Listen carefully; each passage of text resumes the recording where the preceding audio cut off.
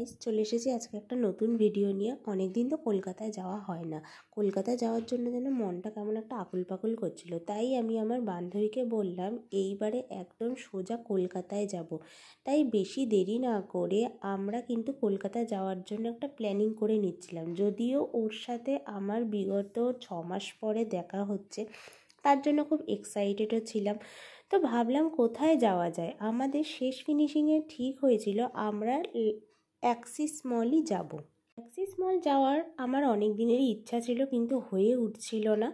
Axis মলের ভেতরে একটা স্নো পার্ক আছে, যেটা আমাদের যাওয়া হয়নি। আমরা জাস্ট ঘুরতেই গেছিলাম, সেরকম কোনো প্ল্যানিং ছিল না যে স্নো পার্কে সেখানে আমরা যাব, কিছুটা টাইম স্পেন্ড করব। জাস্ট আমরা মলটা জাস্ট ঘুরতে গেছিলাম একটু সময় কাটানোর জন্য। আর সেখানে মলে যাওয়া মানে কিছু খাওয়া দাওয়া, সেখান থেকে আমরা কিছু খাওয়া দাওয়া করে এই বাইরের পরিবেশটা কিন্তু আমরা উপভোগ করছিলাম। দেখতে ভীষণ সুন্দর লাগছিল, পুরো কলকাতা শহরটা মনে হচ্ছিল যেন হাতের সামনে চলে এসেছে।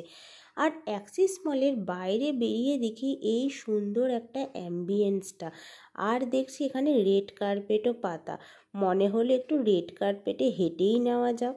এই সুন্দর দিনটি উপভোগ করতে করতে কখন যে সময় চলে গেল আমরা বুঝতেই পারলাম না।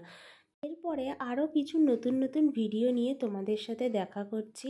তো সাথে থেকো, দেখা হচ্ছে নেক্সট ভিডিওতে।